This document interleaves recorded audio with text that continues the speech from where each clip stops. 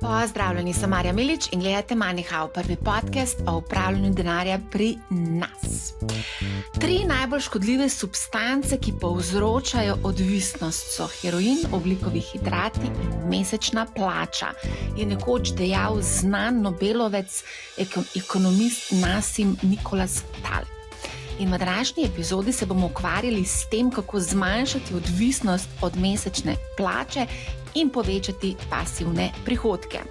Torej, kako prihranke, naj bo to 10.000 evrov, 100.000 evrov, preusmeriti iz pasivnega stanja na računu v reden tok prihodkov.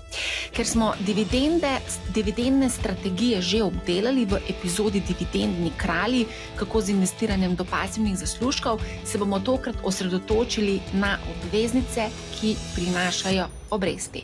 Hkrati pa v razburkanih in negotovih časih lahko prinesejo tudi miren spanec.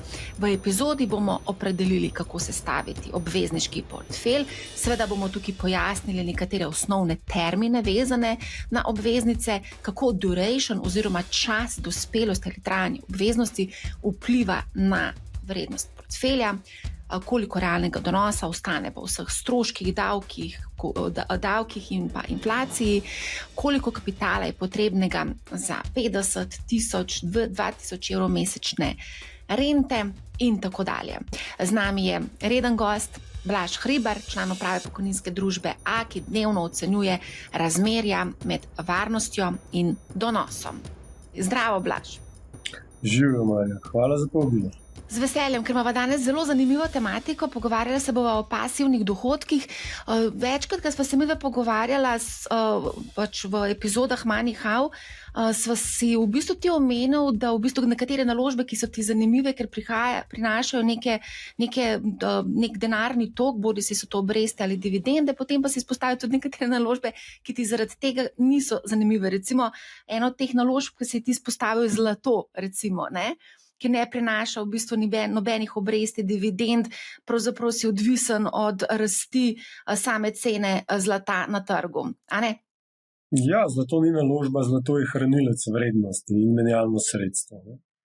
Tako da danes se bova midva malce osredotočila, večji fokus bova dala na obveznicah, pa preden greva na obveznice, bi te pa vseeno vprašala, glede na to, da je bila izjava Warrena Buffetta na nedavni skupščini, je kar odmevala, ker on je v bistvu povedal, da v naslednjih nekaj letih pričakuje, da se bo zgodil nek večji dogodek, ki bo pretresel borzne tečajnice. Pa me zanima, kako ti gledaš na vrednotenje delnic glede na obveznice v tem turbulentnem obdobju, ki ga zdaj v bistvu doživljamo? Kompleksno vprašanje. Ker je treba razložiti, kako so vrednotene delnice danes in kako zanimive so obveznice pa v tej relaciji. Jaz bi generalno odgovoril, se strinjam z gospodom Buffettom, težko se je z njim ne strinjati. Razlog je pa enostavno v tem, večina, kazalnikov vrednotenja delniškega trga, še posebej, če greva na ameriškega ali pa na svetovnega, kjer je ameriški več kot 2/3, svetovnega po tržni kapitalizaciji, je visokih ali pa povišanih, odvisen, kaj boste vzeli. Recimo, jaz imam najraj kot izhodišče, pogledam ciklično prilagojen PE kazalnik. Ta kazalnik je v bistvu navaden PE, ki je razpotegnen čez 10 let, torej 10-letni dobički so vzeti glede na trenutne cene delnic. In zakaj 10 let? Profesor Shiller, tudi Nobelov nagrajenec med drugim, ki je nekako, populariziral to vrednotenje ali pa ta pogled, razlaga, da enostavno zato, da zajameš dobičke čez cel cikel, ker sicer lahko na vrhu ekspanzije pogledaš tisti dobiček na delnico, in si preveč optimističen, da se bo ta ekspanzija v bistvu nadaljevala. Torej, v prihodnost nekako projeciraš lepe čase, vsi pa vemo, da po lepih časih, po soncu mora tudi malo dežja pasti, in podobno je z našim razpoloženjem, podobno je potem posledično z črednimi nagoni, z psihologijo vlagateljev in na koncu pač z borzo. Zato običajno je bolj fajn, če vzamemo nekaj, kar ima neko povprečno vrednost skozi čas, recimo kape. In zdaj, če pogledamo ta kape, ne, je pri vrednosti 36 trenutno, to je res visoka vrednost, zgodovinsko gledano samo parkrat je bila dosežena, ne. To pa pomeni v bistvu dvoje, no. Ali bojo prihodnji donosi delnic, ne, če vse ostane približno tako, kot je, torej delnice ostanejo še naprej visoko vrednotene, pomeni, da donosi delnic pri teh vrednotenjih gledano naprej enostavno ne morejo biti nič posebnega, ne. Govorimo v primeru Amerike odstotku 2 nad donosom inflacijsko zaščitene dolgoročne ameriške državne obveznice, ne, ki zdaj prenaša nekje 2% plus inflacijo, torej delnice nekje inflacija plus 3-4%, je neko izhodišče, ne, ki ga danes lahko zagovarjaš skozi neko zgodovino, skozi neke številke. Torej 3-4% plus inflacija ni visoka številka in zgodovinsko gledano je to ena zelo, bom rekel, nižjih številk, kar si jih lahko zamislite na delniškem trgu, ne. Običajno so te številke nekje, običajno zelo poenostavljeno rečemo nekje 10% pričakovana donosnost delnic zgodovinsko in če daš inflacijo stran, prideš nekje na 8%, potem pa odvisen, kje na svetu si bil, malo manj fokusiran na uspešno regijo, gre pa ta številka malo gor pa dol. Ampak danes smo bistveno nižji zaradi povišanih vrednotenj. Pa je pa še drug problem, ta povišana vrednotenja, ne, so tudi malo tako kot vreme, ne. Lahko pride čas, ko ne bomo navdušeni nad delnicami, nad kjerkoli tema pač že poganja trenutno vrednotenje delnic, ne. Če se to spremeni, se lahko spremeni vrednotenje, ne. Če je zdaj povišano, je lahko potem povprečno ali pa pač, bom rekel, ugodno, ne, torej podpovprečno glede na zgodovinske vrednosti, to bi pa pomenil bistveno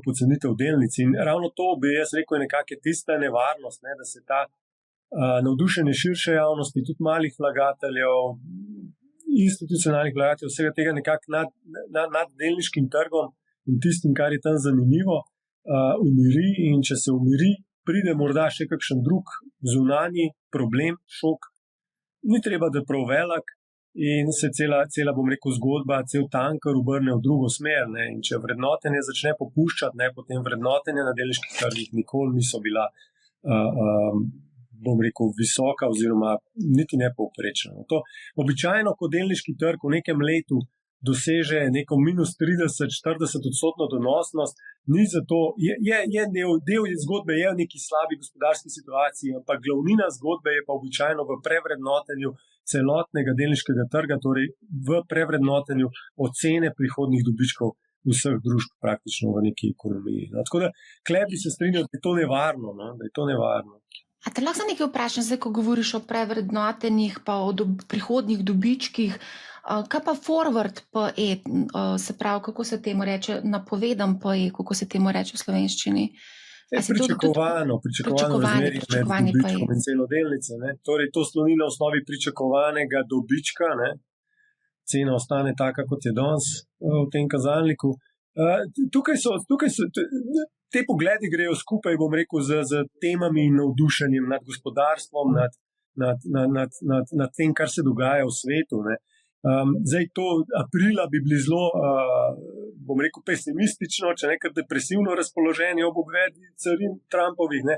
Medtem ko maja, ko smo videli, da ne bo tako hudo, ne, smo bili pa že kar zelo navdušeni, da je pred nami spet lepša prihodnost. Tako da jaz bi tukaj rekel, ne pretirano osnovati svojih dolgoročnih pogledov ali pa odločitev finančnih za vašo prihodnost, ne, na tem, kaj je ravno, bom rekel, neka kratkoročna močna zgodba, ne. Običajno ta prinese sabo čustva in čustvene odločitve pa v financah nimajo veliko prostora, ne. Saj ne ga ne bi imeli. A greva zdaj še na obvezniški trg, ker se tudi tukaj kar precej veliko stvari dogaja? Obveznice so bile bistveno bolj zanimive zadnja leta, od leta 2022 naprej, ko so centralne banke močno povišale obrestne mere zaradi inflacije, potem pa smo kar naenkrat zopet imeli obveznice, ki so lahko prinašale 3, 4, 5 odstotne donose, ne. In to je bilo nekaj novega, no. Praktično od leta 2011-2012 naprej smo imeli negativne nične obrestne mere, bolj ali manj, ne. Zdaj pa zopet z obveznicami lahko nek konzervativen vlagatelj nekaj celo privarčuje, ne. Tako da to je bilo zelo lepa sprememba, bom rekel, sploh za take kot sem jaz, ne, upravljalce pokojninskega premoženja, ne, torej varčevanje za pokojnino na dolgi rok, in zmerno, aktivno, bolj konzervativno kot pa agresivno. Ne? In v tem smislu imamo zopet malo bolj, bom rekel, zelen travnik, na katerem se lahko pasemo. Kako pa to zgleda v primerjavi z delnicami? Ja, kar naenkrat dobiš naprimer na 30-letni ameriški državni obveznici 5% donosnost. Ne? Do nedavnega je bilo to, bom rekel, zelo z vidika rejtinga agencij je bila ta država tretirana kot ena najvarnejših. Ne? Pustimo, da se to zdaj malo krha, pa malo spreminja, ampak vseeno je še vedno najmočnejša država na svetu v številnih pogledih. In to je nekaj, kar nismo videli od leta 2006-2007, 2006-2007. To je zdaj že skoraj 20 let, od takrat. Tako da to je nekaj, kar je novo, tako bom rekel. In je zanimivo, ker 5% na leto je pa že neka številka, ki ti tudi kompenzira nekaj inflacijskega tveganja. In tako da v Ameriki, bom tako rekel, ameriški državni papirji v bistvu prinašajo lepo, pozitivno donosnost tudi po inflaciji. In v Ameriki lahko kupite tudi, ameriška država izdaja tudi inflacijsko zaščitene obveznice, torej obveznico, ki vam ščiti glavnico, torej uskladi glavnico z inflacijo in vsako leto prinese nekaj odstotkov donosa. In če danes to preračunate, v bistvu vam ponujajo inflacijo plus dobre 2% na 10-letni državni obveznici. To pa že je številka, ki za marsikoga konzervativnega vlagatelja je, bom rekel, kar zanimiva. Do nedavnega so bile te številke nič ali pa negativne. Tako da zdaj dobiš 2% nad inflacijo, garantirano strani države, je sprememba in je zanimivo. Če to primerjamo z delnicami, ki so precej visoko vrednotene, kar naenkrat so obveznice v bistvu kar zanimive, čisto iskreno povedano. No, zato se tudi o tem pogovarjava. Pa tudi zdaj, glede na to, da omenjaš ameriške 30-letne obveznice, jutri v četrtek, torej 12. junija, se bo zgodila dražba $22 milijard 30-letnih teh obveznic ameriških. In tukaj v bistvu nekako na Bloombergu so se sprašvali oziroma pravijo, da bo to preizkus apetita po najmanj priljubljeni ročnosti. Tako so oni to formulirali. Zdaj, kar v Ameriki kar nekaj izzivov, tudi mogoče zaradi tega pravijo, da je to nekako najmanj priljubljena ročnost, 30 let plus ta ameriški dolg, o katerem se zelo veliko govori. Seveda. Vedno, ko vam nekdo razlaga, tudi če vam jaz razlagam o nečem, kar je privlačno, ker ima visok donos ali pa povišan donos kot v preteklosti, verjetno je nekje druga plat te medalje in druga plat te medalje v Ameriki je pač gospod Trump, oziroma predsednik Trump, njegova nepredvidljivost in njegova očitno tudi volja do precej visokega državnega trošenja. Torej, proračunski primanjkljaj in fiskalna stabilnost ameriške države je zdaj do neke mere pod vprašanjem pri njegovih politikah. In če v bistvu planirate zdaj kontinuirano proračunske primanjkljaje med 6 in 7% na leto, v večini primerov se to ni dobro izšlo in prej ali slej bo kakšen vaš upnik, torej kupec obveznice, začel postavljati neprijetna vprašanja in prvi jih sedaj že, bom rekel, v narekovaju postavljajo in to se pozna v zmanjšanem povpraševanju po res dolgoročnih državnih obveznicah oziroma v bistvu, če sem čisto iskren, v višji donosnosti teh vrednostnih papirjev. Tako da ja, so plusi in so minusi, ampak kljub temu, bi rekel, imamo centralne banke, ki v bistvu zdaj, jaz bi se na njih osredotočil kot na neodvisne dejavnike na obvezniškem trgu. Oni zdaj, centralne banke so 10 let kupovale državne papirje, podjetniške obveznice, državne obveznice in so v bistvu, bom rekel, na nek način umetno silile oziroma represijo zganjale na obvezniškem trgu, torej pritiskale obrestne mere navzdol in to močno v negativno, v nično področje, tako da to je bila res, bom rekel, bolečina z vidika vlagateljev, kot smo mi. Na drugi strani zdaj imamo pa tako imenovano kvantitativno sproščanje, o tem se veliko ne govori, ampak centralne banke v bistvu, ko zapadajo državne obveznice, podjetniške obveznice, teh ne kupujejo več nazaj, kupiti jih mora nekdo drug, ko jih država zopet izdaja in zato se zdaj bistveno več pogovarjamo o tem, kdo bo zdaj to kupoval in bistveno več pogovarjamo o tem, kakšna je prava, bom rekel, cena oziroma donosnost dolgoročne državne obveznice in zato so zdaj te številke, kljub temu, da v bistvu nimamo več inflacije, kljub temu, da centralne banke nižajo obrestne mere, ECB, Fed naj bi In da se Euribor niža in da se kratkoročne obrestne mere nižajo, se v bistvu dolgoročne obrestne mere zaradi vseh teh dejavnikov v bistvu ne nižajo oziroma celo rahlo višajo in obstaja bojazen kakšnega skoka teh dolgoročnih obrestnih mer, ne, v primeru, da bi prišlo do kakšnih bolj korenitih, bom rekel, strahov. No. Vse pa ti krepijo, ne, jasno. Kaj sem hotela, zdaj marsikdo se tukaj sprašuje, sploh tisti, ki imajo recimo Trade Republic, ki tudi omogoča relativno enostavno kupovanje obveznic. Vem, da smo tudi že v preteklih mesecih in letih dobivali vprašanja, kaj pa romunske obveznice. Ker recimo ti praviš, ameriška 30-letna ti prinaša 5%, se vem, ampak bova prišla tudi do tega. Romunska 15-letna ti pa prinese 6,6. Pa daj vam mogoče pojasniti to deželno tveganje, Amerika versus Romunija. Mislim, Amerika je svetovna velesila v vojaškem, finančnem in tehnološkem smislu. Ne. Romunija to ni. Ne. To je zelo kratek odgovor. Ampak pazi, a pa misliš, da bojo pustili, da Romunija propade oziroma gre v stečaj, v bankrot? Saj smo tudi Grčijo rešvali, pa danes beremo članke, da je bila grška borza ena najbolj donosnih v letošnjem letu. Ja, samo ta prvi ste imeli odpis na grških državnih papirjih. Bom rekel, na podrejenih, pa na grških bankah, pa na vseh obveznicah z finančnega sistema grškega in ciprskega in tako naprej. Ne. Za depozite so se ljudje korenito takrat bali, ne, na Cipru tudi deloma upravičeno. Tako da jaz ne bi čist hočem reči, Romunija je vseeno Romunija, pa nič slabega v Romuniji, ne. Ampak je vseeno manjša država, manjša ekonomija, ima manjšo finančno moč, manjši ugled na kapitalskem trgu in ko se pri njih zgodi politična kriza, ne, obvezniški trgi odreagirajo, zgubijo en del zaupanja, ne, v tako, bom rekel, državo. Ne. Vseeno to ni svetovna velesila in zato so, bom rekel, dogodki, ki se zgodijo v neki državi, ne, recimo v Romuniji, njihove volitve in zapleti v zvezi s tem, pač negativno vplivajo na zaupanje vlagateljev, in zato se pač poviša donosnost do dospetja. Lahko je to zanimiva priložnost, to je odvisno od vaše nagnjenosti k tveganju, pa od vaše ocene celotne romunske situacije. Ne bi rad rekel, da to ni zanimivo, je zanimivo in je tudi odraz tega, da obveznice generalno so zdaj bolj zanimive, ne? Ampak je pa to malo bolj, če se zdaj pogovarjamo o državnih obveznicah, ne? Je pa to malo bolj tvegan del tega dela obvezniškega trga. Ne. Lahko se malo pohecava, ne, na voljo so tudi ukrajinske državne obveznice. Tiste prinašajo še več. Ne. No, tega nimaš tlele, ne ponudi mi, no. Nekaj drugega mi ponuja po bistveno višjih teh donosih, ampak to so bolj podjetniške. Ko gremo mogoče v nekih pričakovanih donosih danes na obvezniških trgih, ne, če greva na naložbeni razred, ne, torej imamo trojni A, dvojni A, trojni B, to je naložbeni razred. To so načeloma zelo solidna, velika mednarodna podjetja. Ne. Vse te, bom rekel, izdaje obveznic, ki imajo boniteto, so običajno 300 milijonov plus na posamezno izdajo, torej to mora biti res velika podjetja. V Sloveniji mogoče eno ali pa dve podjetji sta zmožni kaj takega narediti.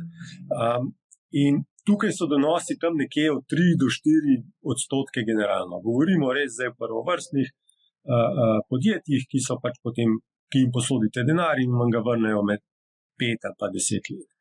Tako da tukaj nekje so številke okrog 4%, 3 so državne obveznice, Slovenija, lahko pridete s kakšno Italijo, pridete na 4%, če greste na malo daljše ročnosti. Tukaj nekje pa smo, 3-4%. Ravno gledam, 30-letna italijanska obveznica 4,28. Ja, pa jaz tukaj ne bi rad sugeriral torej malim vlagateljem, ki naj poslušajo, da naj resno razmišljajo o 30-letnih obveznicah. 30-letna obveznica ima trajanje, ne vem, recimo 20 let, na pamet govorim zdaj, ne, in če se zgodi sprememba obrestne mere rahlo navzgor, lahko te obveznice izgubijo velik del svoje vrednosti. Samo za pojasnilo, leta 2022 je slovenska 10-letna državna obveznica izgubila 25% vrednosti v enem letu, ne, 25% minusa, pa nič slabega se slovensko državo ni zgodilo, samo obrestne mere so porasle na svetovnem trgu kapitala. Ne. Tako da te 30-letne so še večji minusi možni. mogoče kot malo za zgodbico, malo za popestritev, ne, avstrijska država je v času negativnih obrestnih mer izdala 100-letno obveznico, ne. Leta 20 po koroni, v času korone je izdala 100-letno obveznico, mislim, da je bila kuponska obrestna mera manj kot 1%, 0,8 nekaj. Danes lahko kupite to isto obveznico samo za 34% prvotne vrednosti. Ne. Torej, če ste jo na začetku kupili, ste izgubili 2/3 vrednosti.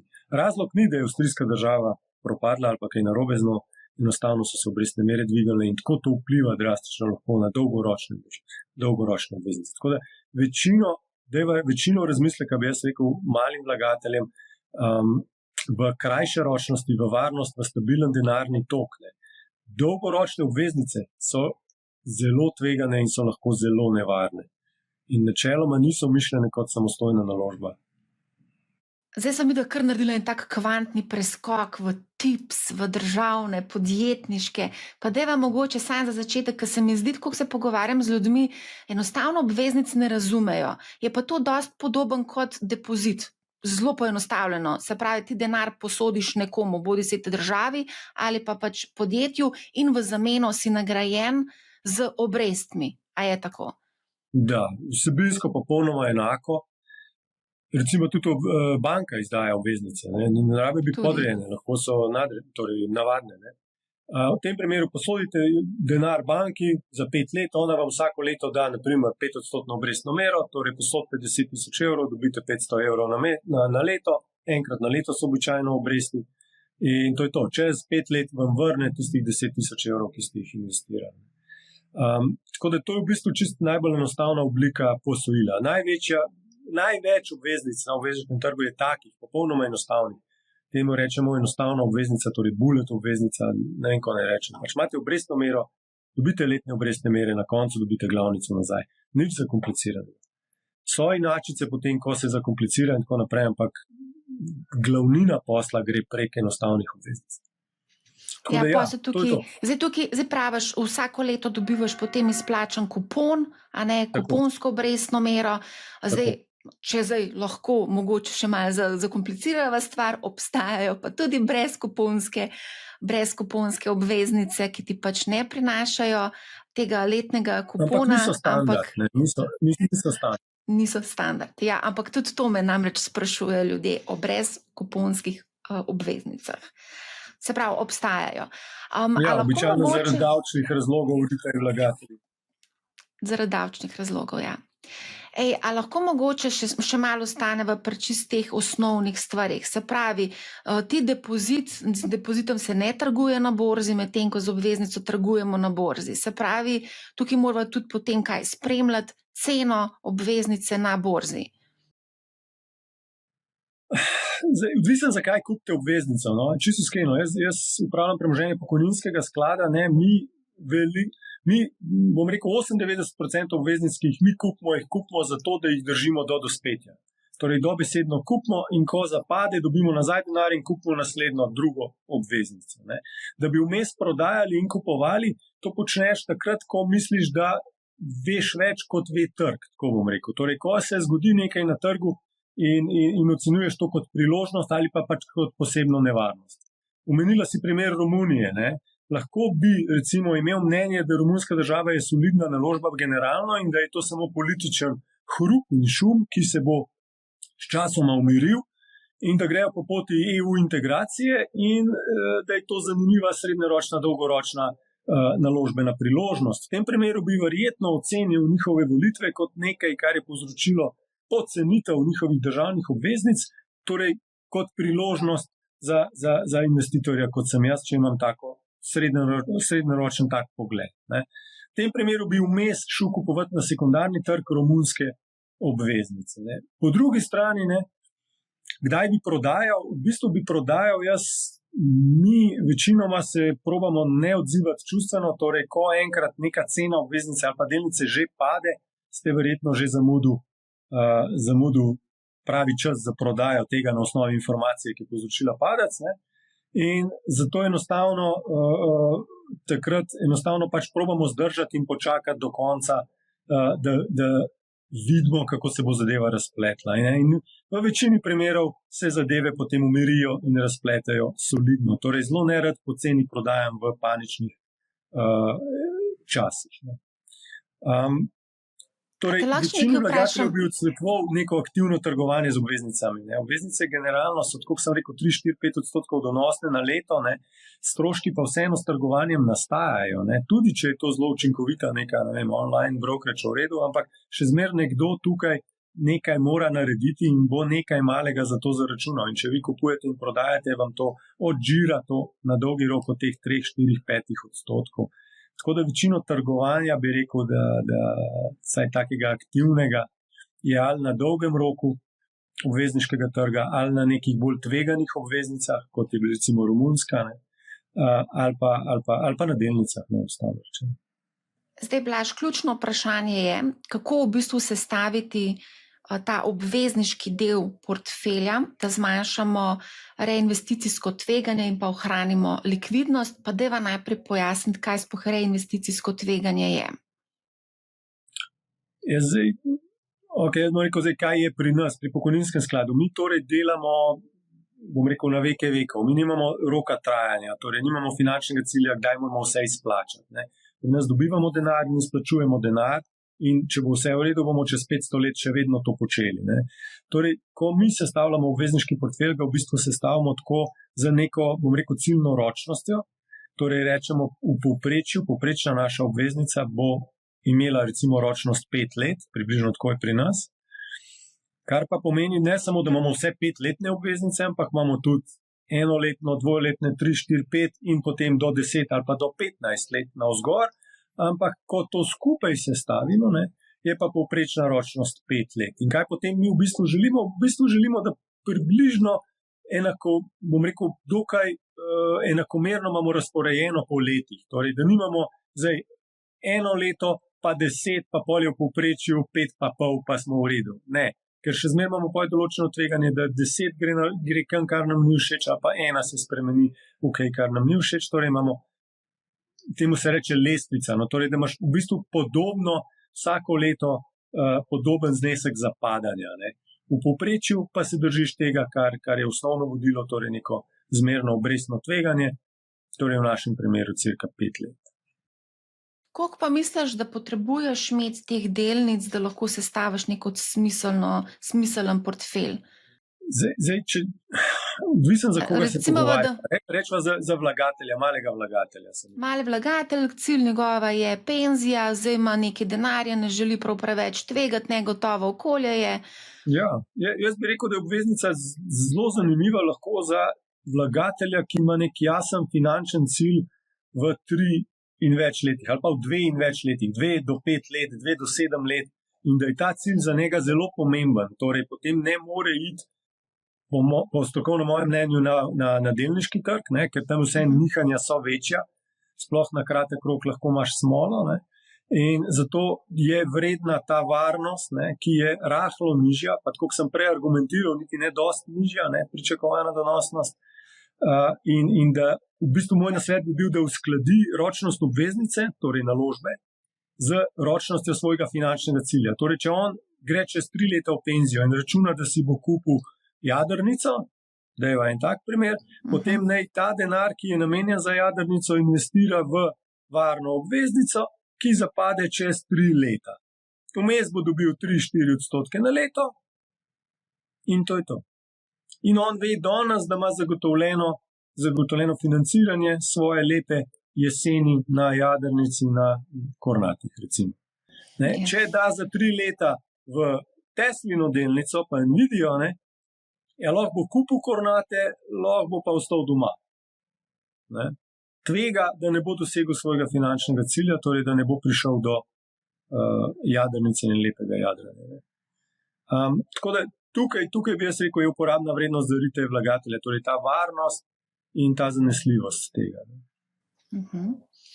Pa mogoče lahko se še dotakneva. Pa spet malo več pa je, ne, kot na depozitu, ne. In tukaj je pa ta zanimiv del, no, ki se je pa spremenil v zadnjih 2-3 letih. Torej, da so obveznice v bistvu kar naenkrat bistveno bolj donosne kot depoziti bank. Tukaj, ko govorim, se pravi, tukaj zdaj tudi eno vprašanje, seveda stroški, koliko nam ostane od tega donosa po vseh stroških, davku na kupon, inflaciji. Zdaj tukaj, če imamo 3-4%, kaj to pravzaprav pomeni, ker ti plačaš 25% na obresti, ne? Drži, sicer predvidevam, da ja, drži. Če ne greš v... Po slovenski zakonodaji generalno plačuje 25%, ja. Izjema so redke ljudske, v narekovaju ljudske obveznice, ne. Torej bi rekel, za retail vlagatelja naj se malce ozre po teh, ne. Te kotirajo tudi na sekundarnem trgu na Ljubljanski borzi, market makerji obstajajo, torej da se jih enostavno kupiti kjerkoli dan želite za zmerne zneske, ne.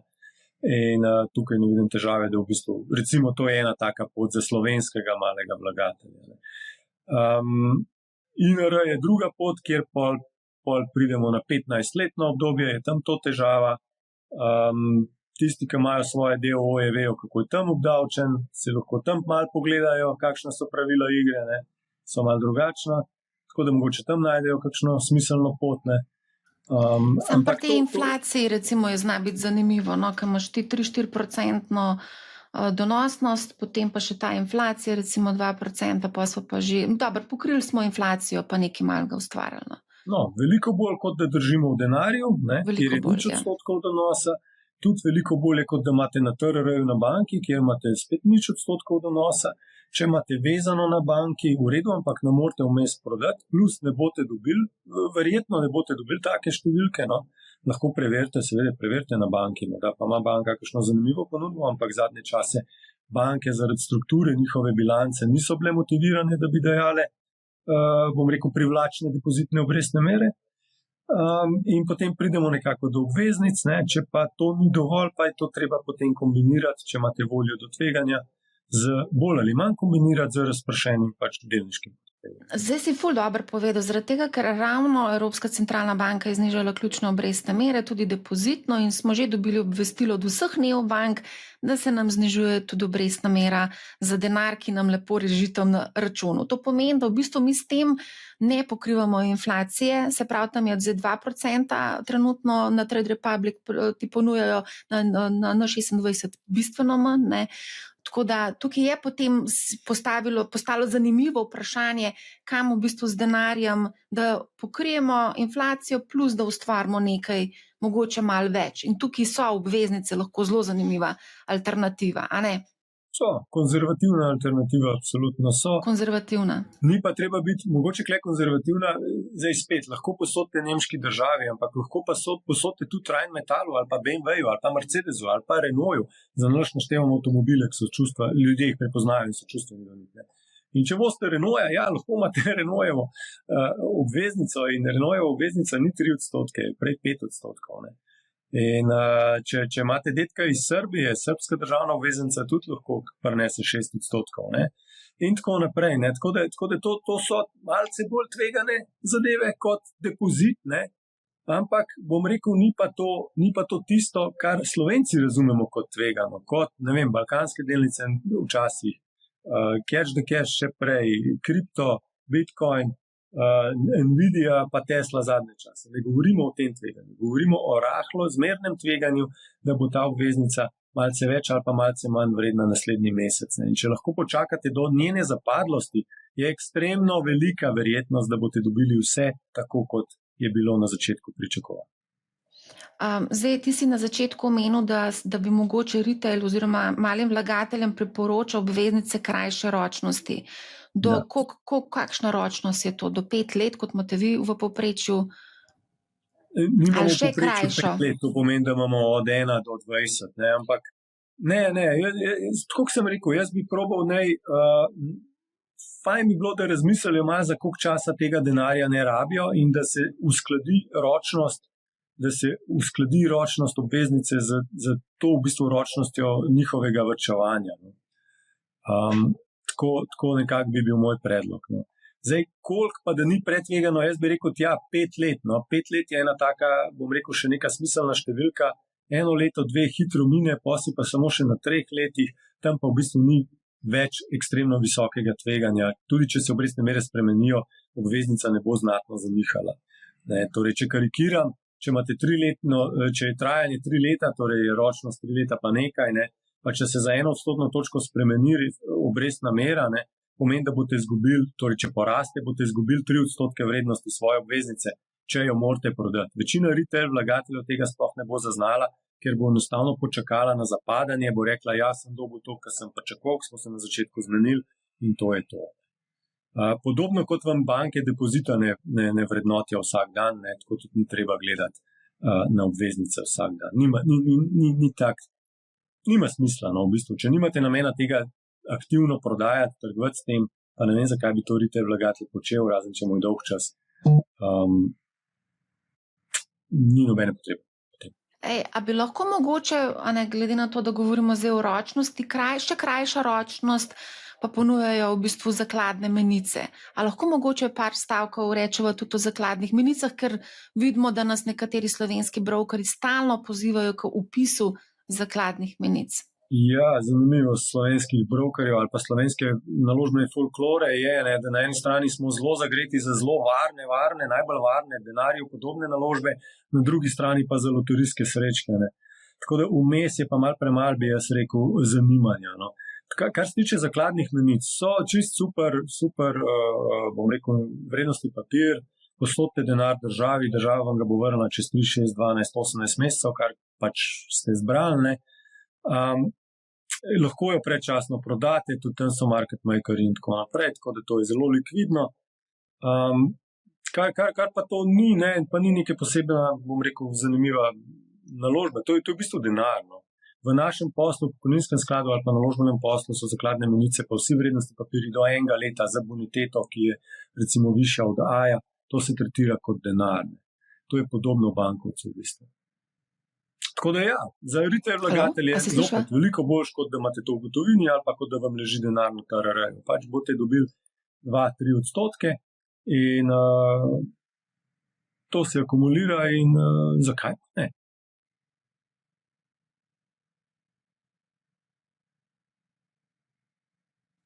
Halo? Se slišiva?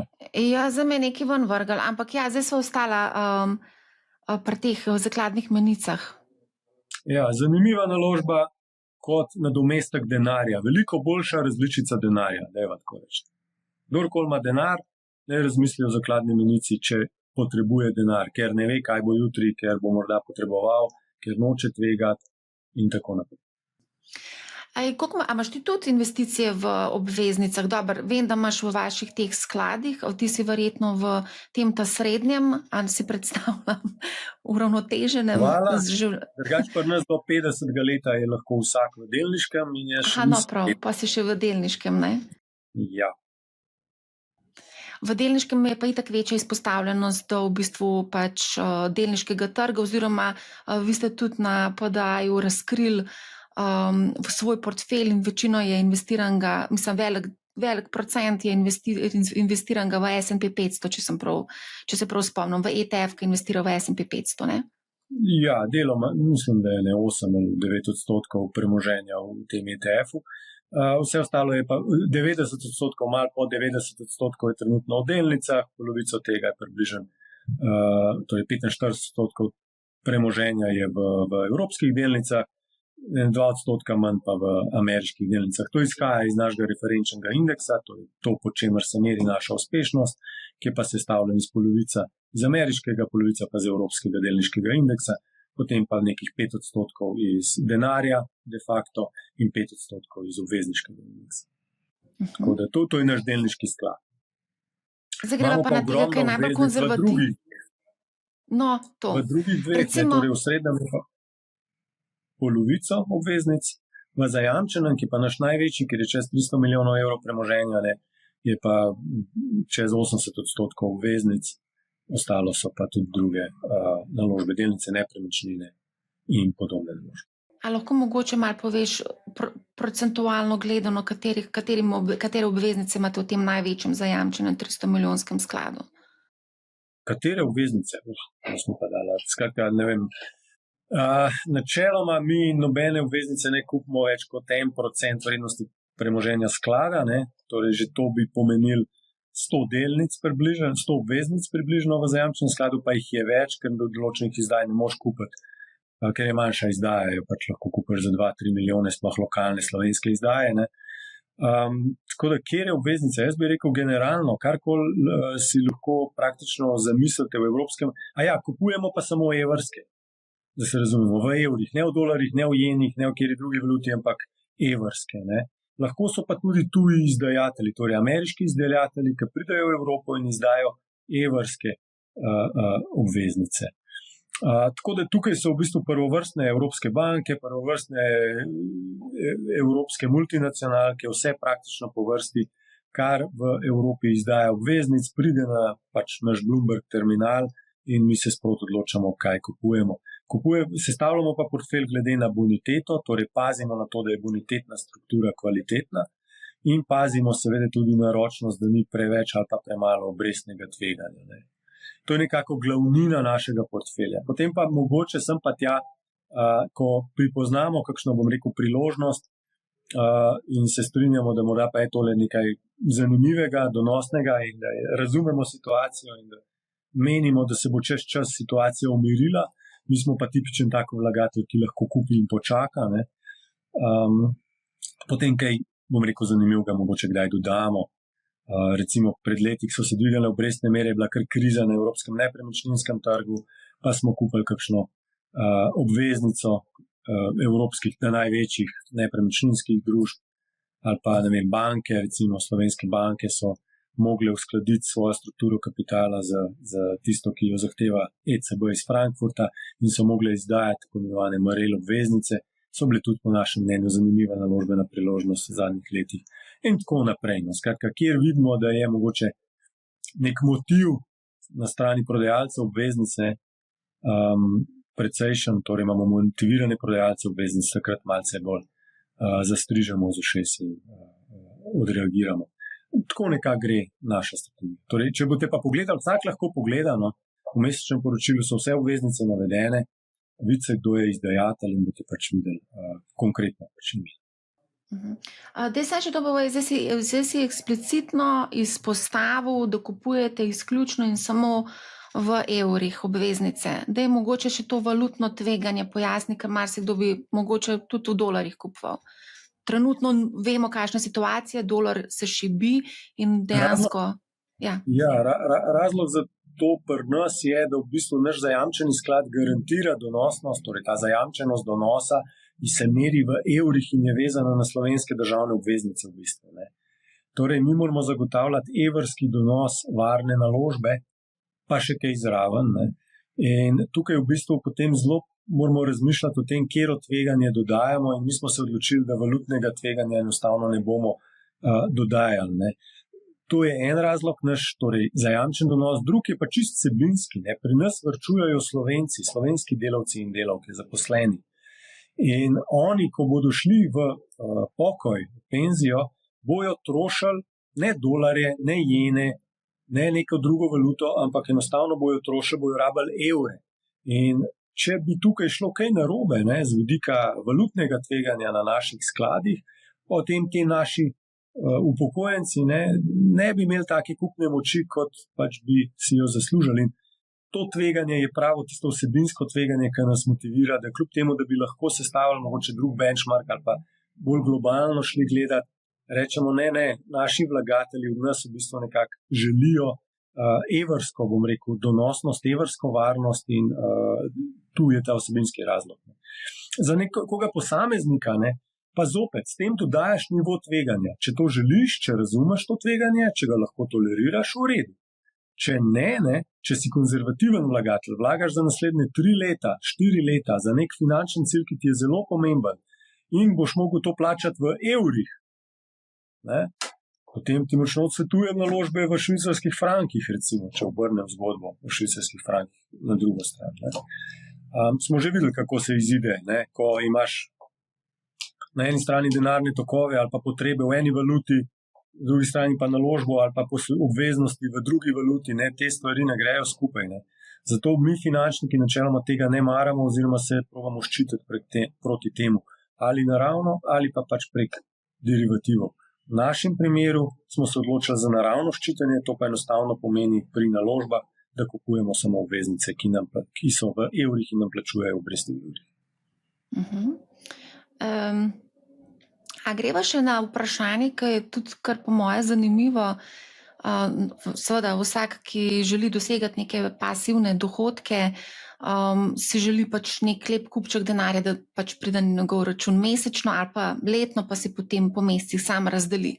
Pa dajva čistko za to, da bojo ljudje lažje razumeli, koliko kapitala je potrebno imeti, da dosežeš nek mesečni prihodek, bodi si 500 000, 2000 evrov na mesec.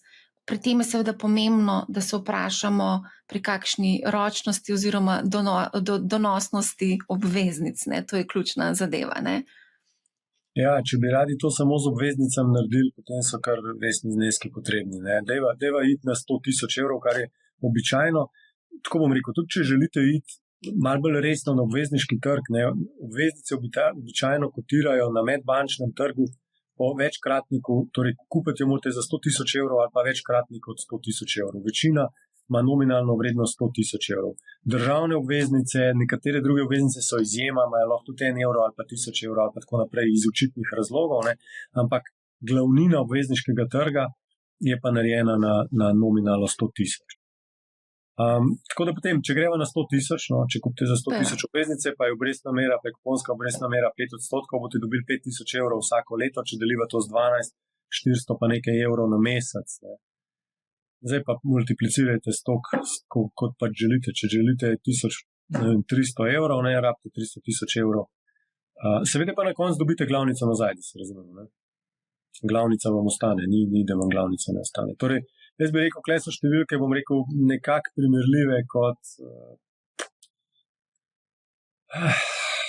jaz bi rekel, z nekim stanovanjem v Ljubljani se to da čisto enostavno primerjati. No. In če smo Slovenci nekako zelo navdušeni nad naložbami stanovanja v Ljubljani, ne, obveznice imajo neko, bom rekel, dokaj podobno pričakovano donosnost. Na krajši rok pa bistveno manjše transakcijske stroške, pa druge rizike spremembe, kot naprimer mogoče stanovanje v Ljubljani. Ja, Odvisno, kdaj pa koga vprašate, no. Ampak donosi so primerljivi. Tukaj se jaz sprašujem, ali je oddajanje stanovanja pasivni prihodek. Zdaj, če to sam počneš, težko reči, da je to pasivni prihodek. To je glaven problem stanovanja, ja, da morate biti še hišnik, pa še pravnik, pa še izvršitelj, pa še drugi. Lahko to preneseš na neko agencijo, ki ti zaračuna par procentov? V tem primeru iskreno nisem še. Ja, ampak v tem primeru vam bo malo ostalo. No. Potem vam ostane samo še to, da bojo cene stanovanj šle navzgor, upate, da bo se to zgodilo. Seveda v redu, če je to vaše pričakovanje, nič narobe s tem, je to realno premoženje, ščiti vas pred inflacijo, ne ščiti vas pa pred zastaranjem, ne ščiti vas pred zamakanjem, ne ščiti vas pred tem, da bo pred obrabo, če imate noter najemnike in tako naprej. Ne. Tako da to pa običajno se ignorira in potem čez čas ugotoviš, da nova stanovanja so po 6000 evrov v Ljubljani rabljena, pa po 4000 evrov. Ne. In da verjetno je tukaj neki razlog, zakaj je tak razpad. Zanj so me kregali in so rekli, da stanovanja niso samo v Ljubljani, ampak tudi izven Ljubljane. Je pa res, da je potem tam tudi možnost, da za to, da oddaš stanovanje, bistveno manjši kot pa recimo v Ljubljani, ki je pa vsem Koliko ljudi pa poznaš, ki so naložbeno kupili stanovanje daleč izven Ljubljane? Pa ni Kranjska Gora ali pa Portorož. Iskreno povedano, zmeri več. Eno z eno mlado punco sem se pogovarjala, ker je tudi redna poslušalka Moneyhow in tudi obiskovalka in jo zelo lepo pozdravljam. Je kupila naložbeno stanovanje v Krškem. Potem poznam nekaj ljudi, ki so kupili stanovanje v Kranju, tako da je, no, Celje, recimo Celje tudi, ne. Za naložbene namene, torej oddajajo. Prav za naložbene, prav samo za ta namen, da. Okay. Tako da splača se mogoče... Lahko bolj zanimivo, čeprav, če dodam malo svojega dolgoročnega pogleda na nepremičnine v Sloveniji. No. Moja težava z nepremičninami zadnja leta skozi bolj, no, ko bolj spremljam podatke, z nepremičninami v Sloveniji, še posebej izven ljubljanskega bazena, no, bi rekel, je, da se krči in to močno krči prebivalstvo v teh delih Slovenije. Ne? In če imaš ti vedno manj otrok, ne? In zdaj imamo v Sloveniji pol manj otrok, kot je najna generacija, ne? Lani 16-900 rojenih, leta 79 čez 30,000 rojenih otrok. Ne? In če tega ni, potem se sprašujem, kdo bo čez 20-30 let v teh stanovanjih, hišah stanoval. Ne? In če bo pač fundamentalno povpraševanje po stanovanjskih nepremičninah, sploh starih, ne? Izven, bom rekel, ugodnih transportnih poti šibko, ne? Potem tudi taka naložba ne bo pretirano donosna. Ne? Jaz sem tako izkušnjo malo že imel, bom rekel, znotraj družine, recimo kot primer. No? Moj oče je v 90-ih letih, ko ni bilo nikjer pisarn, kupil malo pisarnico za svoj mali DOO po astronomski ceni takrat. Ne? Potem, ko je oče preminul in tako naprej, sem jaz mogel poskrbeti, da se je to pač odprodalo in razdelilo.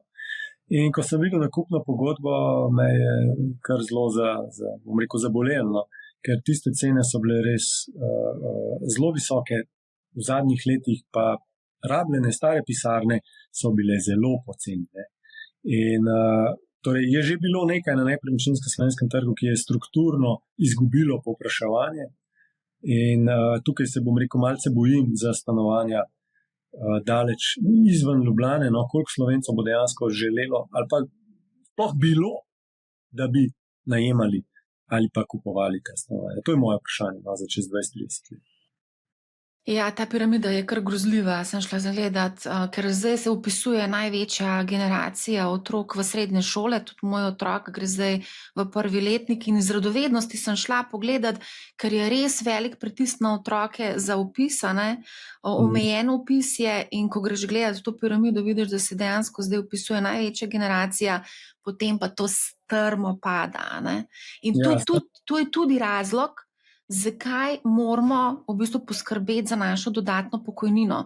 Kakor smo se že večkrat pogovarjala, sva rekla, da bo v bistvu državna pokojnina dodatek k našim v bistvu prihranki, ki jih ustvarjamo zdaj za našo pač pokojnino. Mislim, kako sem zdaj to rekla.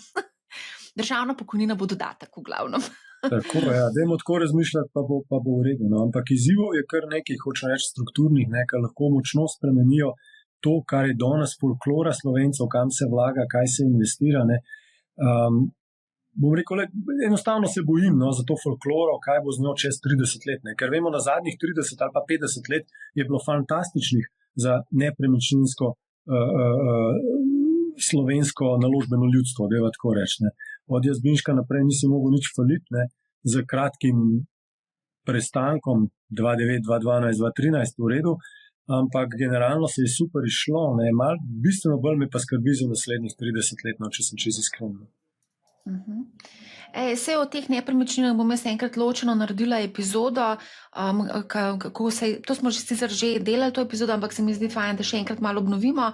Hkrati se mi pa zdi, da bo treba še enkrat narediti eno ločeno epizodo o podjetniških obveznicah, ker tukaj vidimo, da so lahko precej višje donosi, ampak hkrati so pa tudi precej večja tveganja, tudi nekaj slabih izkušenj imamo v Sloveniji z temi podjetniškimi oziroma finančnimi obveznicami, ker se je kar nekaj ljudi opeklo, ne? Ja, jaz bi tako rekel, jaz sem govoril o obveznicah, pa to, kar imamo mi v skladih, so obveznice z rejtingom glavnih rejting agencij, velikih mednarodnih, evropskih in svetovnih podjetij. Ne govorim, da sem posodil prijatelju mizarjev iz sosedne vasi.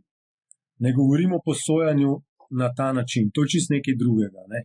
In tukaj bi rekel, v Sloveniji tudi ena folklora, tudi prisotna ta folklora posojanja, nekdo, ki ima denar posojan okrog denar, je nekaj svetlih izjem, ki to delajo, bom rekel, na urejen, strukturiran in profesionalen način, ampak marsikdo se pa tega loteva preveč enostavno z levo roko in potem je razočaran in gre zopet na banko ali pa na loterijsko srečko. Ne.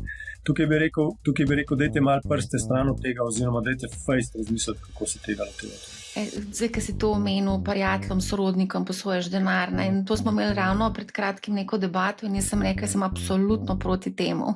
Jaz denarja prijateljem ne bom posodila niti svoji žlahti, ne. Zakaj? Zakaj? Zaradi tega, ker se ravno zaradi denarja potem skregaš na smrt in potem se ne pogovarjaš s prijatelji in z žlahto. Pri denarju se vse konča. Sploh, če potem ni urejeno, to mora biti vse urejeno, mora biti na papirju, kakšne obresti ti bo plačeval. In samo da omeniš obresti, potem te začnejo malo postran gledati, kaj ti boš meni obresti računal, ja, kaj pa češ drugega, ne.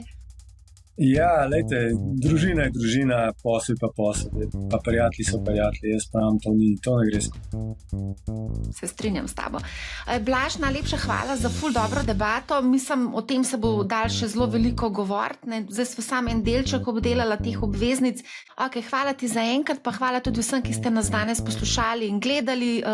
Poslušajte Money How, ne bo vam žal in lep pozdrav. Svidenje, hvala za poslušanje.